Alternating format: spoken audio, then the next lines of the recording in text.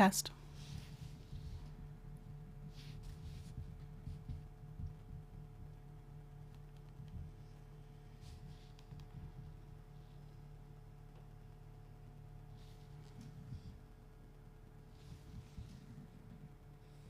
Test.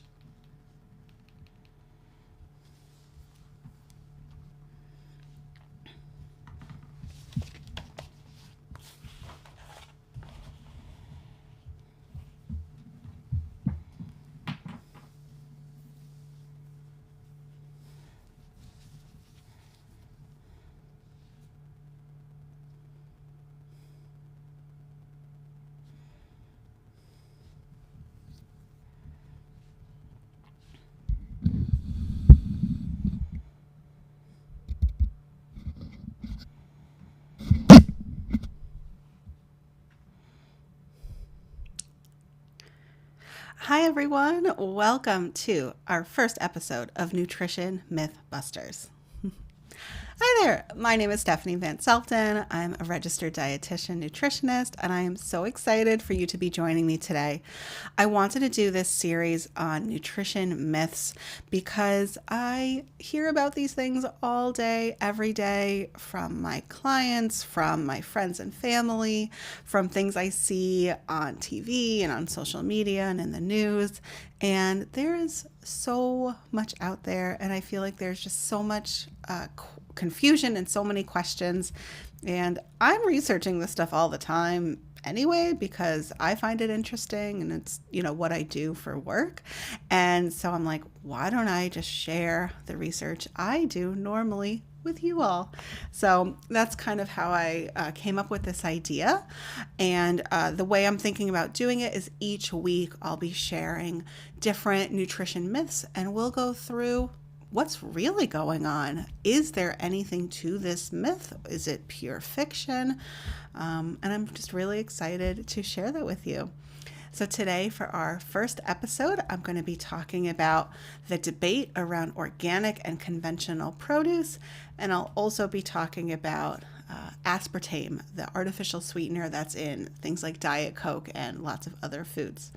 So let me jump into it, and I hope that you enjoy. So like I mentioned, today we're going to be talking about organic versus conventional produce and aspartame in Diet Coke. The first myth I want to share is around organic and conventional produce. The myths that I hear, that we all hear all the time, is that conventionally grown fruits and vegetables have a lot of unsafe pesticides on them. We hear that organic fruits and veggies are safer and that they don't contain any pesticides. Every year, there's an organization that publishes the Dirty Dozen and Clean 15 lists, and we hear that these lists tell us which conventionally grown fruits and veggies are the worst, and we should definitely choose organic versions of those. We also hear that organic fruits and veggies are healthier, that they have more vitamins, minerals, and antioxidants in them. So let's go and just do a little bit of background, and then we'll see what's really going on. So when we talk about organic foods, what we really mean is foods that are labeled USDA organic. The U.S. Department of Agriculture, the USDA, has a national organic program. It's a certification program that farmers and producers can apply to. They have to meet certain criteria to be able to label their foods as organic. The whole idea behind the USDA organic standards is that they want foods that promote an ecological balance, that they are good for the environment, are good for good farming practices, that are promoting like sustainable agriculture. Within the USDA standards, they don't allow for synthetic fertilizers and pesticides to be used, amongst other criteria. This first myth that conventionally grown fruits and veggies have a lot of unsafe pesticides. I wanted to just share this with you. I did a Google image search of a conventional farm, and I think these pictures kind of represent how we tend to think of conventional farms. We see a lot of fields and a lot of farm equipment, a lot of machinery, spraying things that we don't quite know what they are. But when we look up organic farms, we still see fields, but we see a lot of people. We get this impression that organic farming is hands-on, that it's done by, regular people who are just out there in the fields every day, and they're smiling, and they're doing their thing, which is it's a lovely idea, but just it's interesting to see the contrast between between these sets of images. So what's really going on? The USDA has all these different standards that organic farms have to use. Organic farming does allow for the use of organic pesticides to help control for things like weeds, bugs, and crop disease. So the myth that organic produce doesn't use any pesticides is completely false. Organic farming can use pesticides. There's very specific criteria that they have to meet. There's this whole list and this database that the USDA maintains for how it evaluates which pesticides it'll allow, which are prohibited. It's a whole list with all the different brands and stuff of which pesticides can be used. The second myth that this sort of dirty dozen, clean 15 list tells us which conventionally grown fruits and veggies we should not eat, which ones we have to buy organic. Just wanted to share some of these news headlines with you. This organization, the Environmental Working Group, publishes these lists every year in the springtime. And so these are some of the headlines that we may have seen this past spring. You'll see things, that they highlight blueberries and strawberries again on the dirty dozen list, the 12 most contaminated fruits and vegetables. That's a very strong word. Definitely makes me worried about these things. How to safely eat dirty dozen fruits, vegetables with the most pesticides. So here's a little bit more background on this organization. The Environmental Working Group, EWG, it's a nonprofit activist organization that promotes healthy living. Every year they publish these lists of produce with pesticide residues. Here's just from their website. It shows you the fruits and veggies that are on these lists. So the dirty dozen: strawberries, peaches, pears, bell peppers, blueberries. Then other fruits and veggies that didn't make either list, dirty dozen or clean 15. Potatoes, raspberries, bananas, cauliflower. And then the clean 15. These are fruits and veggies that are supposed to have the lowest pesticide residues. Carrots, honeydew, asparagus, onions, pineapple. So just to give you a sense of kind of the fruits and veggies that they're talking about. Here's a little bit more about how they compile these lists. The Environmental Working Group uses data compiled by the USDA and the Food and Drug Administration. So the USDA and the Food and Drug Administration, they do research on exactly what and how much pesticides are present on fruits and vegetables. They have this whole database of information. And so the Environmental Working Group takes that information and they do their own analysis and ranking system. There are 6 criteria that they use of how they end up ranking the fruits and veggies that make up their dirty dozen and clean 15 list. So I want to go through each of them with you to give you a sense of what kind of criteria they're using. The first one you see by the arrow is they look for the percent of samples tested with detectable pesticides. So this tells us the number of samples that had some level of pesticide residue on them. What percentage of strawberry samples had some level of pesticide on them? It doesn't tell us anything about how much pesticide or what kind of pesticide was present. Next, they tell us the percent of samples with 2 or more detectable pesticides. So not just how many samples of strawberries had some kind of pesticide, how many samples of strawberries had 2 or more types of pesticides present. So again, tells us nothing about how many, like how much pesticide was present or like what type of pesticide was present. The next, the average number of pesticides found on a sample. If 100 samples of strawberries were tested, what's the average number of pesticides that were present? Was the average, 2 pesticides, 3, whatever it was.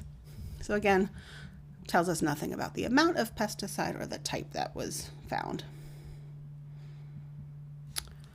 The next criteria is the average amount of pesticides found, but represented in parts per million. So this does tell us a little bit more about the amount of pesticides found, although it's not totally clear if it's for each sample of strawberries or overall.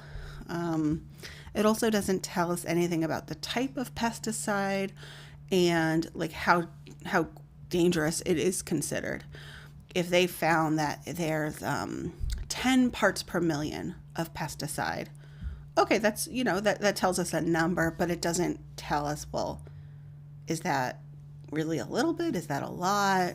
How do we evaluate that information? The next one tells us the maximum amount of pesticides found on a single sample. If 100 samples of strawberries were tested, let's say most of them had 0 or 1 pesticides present, but one of them had like 12. Okay, that would be the maximum number of different types of pesticides found on a single sample. So again, nothing about the amount or the relative danger of that pesticides. And the last one is total number of pesticides found on a crop. So over 100 samples of strawberries, what is the total number of different kinds of pesticides that were observed? Nothing about the amount, relative danger of that pesticide. And all of this is really one of the criticisms of the environmental working group's work. They fully acknowledge that they don't take into account the total exposure of the pesticide on the fruits and veggies. They don't consider if there's one tiny bit of pesticide or 1,000 bits of pesticides on a fruit or vegetable. It's all treated equally. And they're not, they don't necessarily advertise this, but it is, published on their website that this is part of their criteria. They say they weight all pesticides equally. They say they also don't factor in the relative danger or risk of these pesticides. They say that they believe that the levels set by the Environmental Protection Agency, the EPA, they feel like those levels are inadequate and based on outdated science. But they don't really explain further to say like why they believe that. So, they are being intentional with this. And it's kind of up to us to figure out as individuals if we agree with that or not. It doesn't matter how much pesticide is present and what the relative risk of that pesticide is. The truth is we live in a world filled with potential danger. We don't live in a bubble. And when it comes to harmful substances like pesticides, as the saying goes, the dose makes the poison. All of these images here with different foods, are also toxins when eaten to excess. We know that alcohol, a little bit, doesn't necessarily have negative health consequences, but yeah, too much, that can be incredibly dangerous. Same thing with caffeine. We know that too much caffeine can be incredibly toxic for you. On the bottom, that's nutmeg, the spice that we use in, pumpkin spice lattes or, in a lot of fall desserts and things like that. Too much nutmeg is absolutely toxic for you. the amount that we used in cooking is nowhere near the toxic amount. And then the last image, the potatoes with that little bit of green skin. So we know that when potatoes have a lot of green skin, there's a substance in that green skin that can be toxic when you have too much of it. Are we telling people don't eat potatoes, don't eat nutmeg, don't drink coffee, don't drink alcohol, responsibly? No, we're not saying these things. We're giving people the framework that says moderation. Let's not overdo it. And I think the same kind of logic can be applied to pesticides. And so another group of researchers published a paper in the Journal of Toxicology where they re-examined that data that the Environmental Working Group used. And they actually did that extra step of comparing it to the EPA's level of risk. They found that the level of pesticide that was found on that dirty dozen fruits and vegetables came nowhere near the EPA's estimate of how much pesticide would be considered risky. That risk is this acronym here, RFD, relative reference dose. That amount tells us like how much of a pesticide you would have to have exposure to every day to be considered risky, potential to have negative effects. They found that most of the fruits and vegetables contained less than 0.1% of the reference dose. So that means that you would have to consume 1,000 servings of that fruit or vegetable every day to have potentially negative effect from the pesticide exposure. And I don't think that eating 1,000 servings of a fruit or vegetable is realistic, really, for any of us. 1,000 servings would be quite a lot of bell peppers or strawberries or, whatever it is. So, just to move on to the third myth that we hear around organic fruits and veggies is that organic are healthier. They have more vitamins, minerals, and antioxidants. And, honestly, the research is mixed on this. Some studies show that organic produce has higher concentrations of different vitamins and different antioxidants. Other studies show no difference. One thing to keep in mind is that organizations tend to talk about, they tend to share, they tend to promote the research that supports their opinions. It's really hard to share the nuance of scientific research with a large group of people. It's even harder to do that in a catchy email or social media post. So I think that it's more common that people share the results that they like the best, the ones that are most favorable for what their message is. Lots of the difference in nutrition between different types of fruits and vegetables has to do with farming practices. So, for example, the quality of the soil, how much nutrition is present in the soil, and the different microorganisms that are present in the soil that help keep it healthy. Those all help to make healthy plants that have a lot of nutrients in them. Other factors too, like environment, so where the farm is located, the weather, and also the types and the species of plants, all of that can influence the nutrition in a sample of fruit or vegetable, which I think is another reason why it can be so difficult. There was one paper I read that, they had really miraculous results. They said that they found that organic fruits and vegetables had like 20 to 40% more antioxidants than conventional fruits and vegetables. I mean, that's a huge difference, 20 to 40% more antioxidants. But then when you read more into it, most of the samples they tested were from farms in Europe.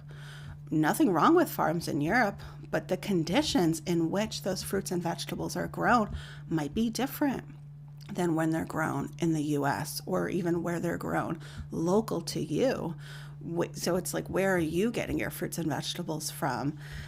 So we don't exactly know if those results would hold up to the fruits and veggies that are in your fridge or in your grocery store. So it's really difficult, and I think that's why a lot of the research is so mixed. So to sum up, truth versus bananas. I don't think any of us love the idea of having pesticides present on our fruits and vegetables. It's not something that we would choose, I don't think. But the fact is that this is a part of modern living. Pesticides are part of farming practices because they increase crop yield. They make sure that we have enough produce to feed our population.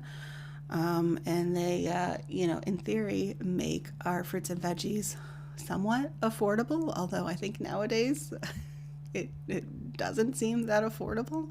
But that's why farmers use them. Conventional fruits and vegetables don't contain anywhere near the level of pesticide that would be considered dangerous.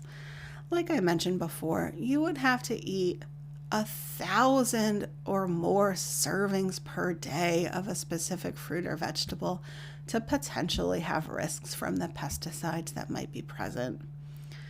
And it's not necessarily better to buy organic fruits and vegetables. They can still have pesticide residues present on them because certain pesticides are allowed in organic farming. And they may or may not have more vitamins or antioxidants than conventionally grown produce.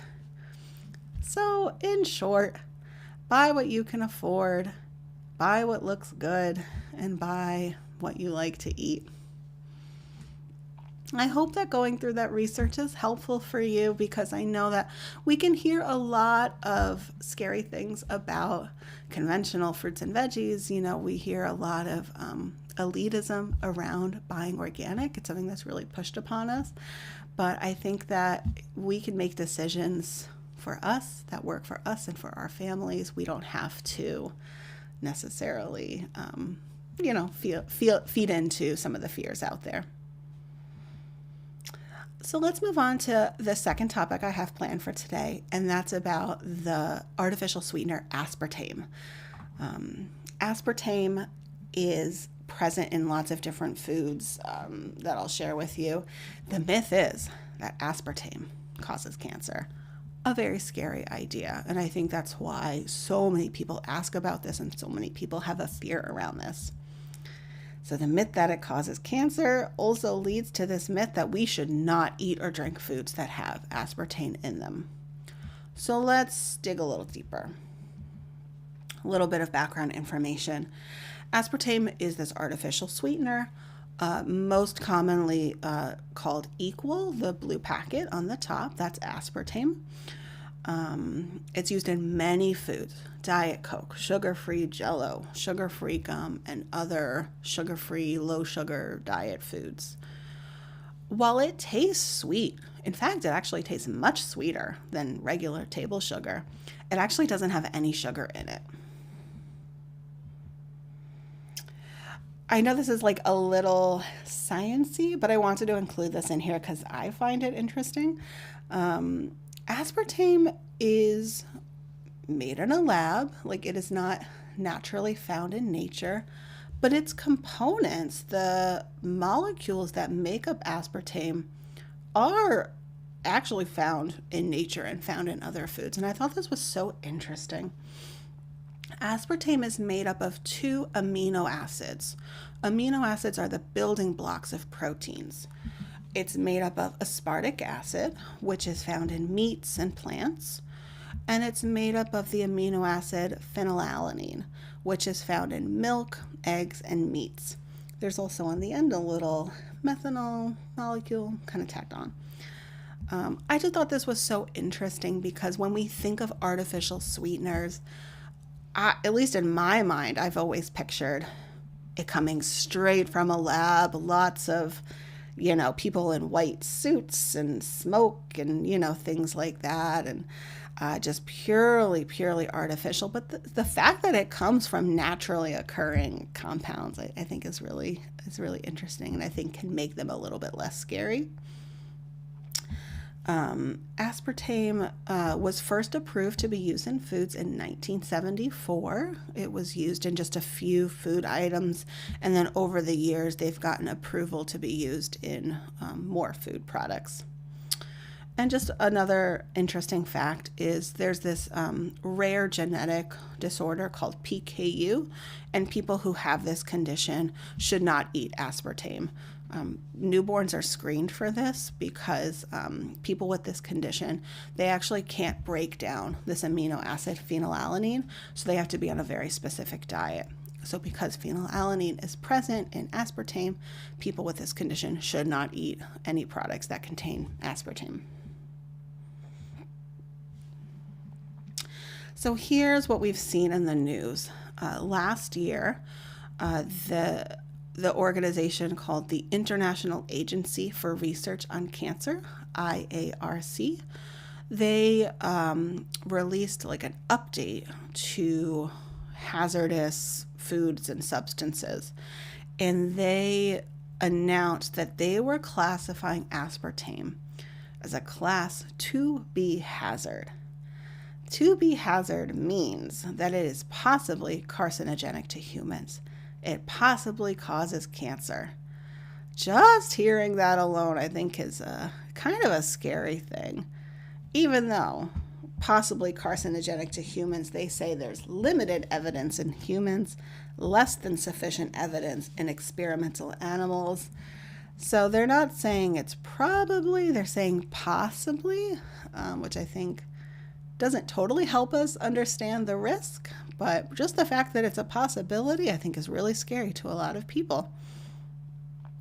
It falls into a group with other chemicals and compounds like a gasoline engine exhaust. So, not really something we like thinking about, having a food in the same category as exhaust. These are some of the media headlines that we saw last year after this announcement. Aspartame has been linked to cancer. Why is it in everything we drink?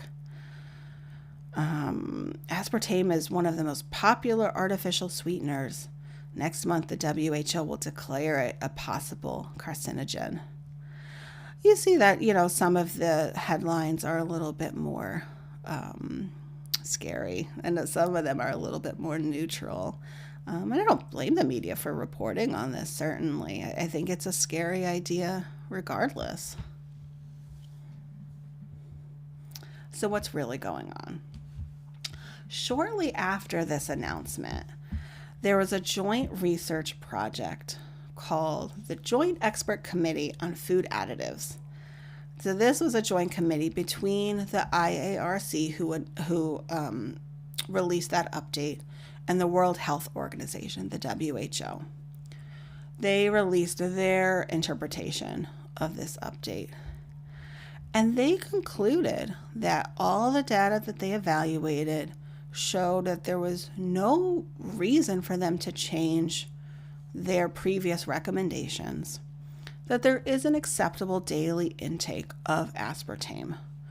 They have said previously, and they say we continue to believe that people can have up to 40 milligrams of aspartame per kilo in body weight, and we wouldn't expect any sort of negative outcomes for that. 40 milligrams per kilo of body weight would mean that an adult weighing 70 kilos, so maybe like a slightly slimmer than average adult, would need to consume more than 9 to 14 cans of Diet Coke, let's say, per day to exceed that intake. 9 to 14 cans. That is, I mean, I wouldn't judge anyone for drinking that much soda, diet soda, but I don't think most people are necessarily drinking that amount. So just to sum up and to show a little bit more information about this, the Food and Drug Administration, the FDA, kind of explained it in a different way. Not necessarily in cans of soda, but if you were using packets of equal, so packets of aspartame, you would need to use 75 packets per day to exceed that acceptable daily intake amount. And I just don't think most people are coming anywhere near that amount. It's highly unlikely. So, to sum it up, have your Diet Coke, have your sugar-free Jell-O if that's what you want to, I think that most people are not eating anywhere near the level of aspartame that would be considered risky. And even if we were, that risk is not necessarily proven. It's not proven that aspartame causes cancer. It's a possible correlation,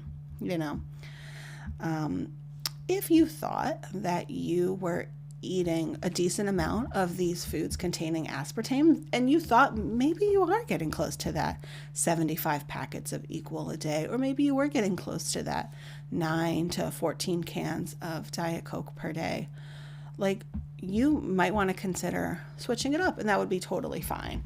But I don't think we need to avoid these foods at all costs. I think that is unnecessary, and I wouldn't want people to feel afraid of eating these foods. So that kind of sums up the research I wanted to share with you today. I want to thank you so much for joining. If you'd like to reach out to me, you can see how you can get in touch with me here. Until next time, I hope that you enjoy a great day. I hope that you have lots of delicious meals until then. And please reach out to me with any questions or any other topics you'd like to see me cover in future episodes. Thank you again. See you all soon.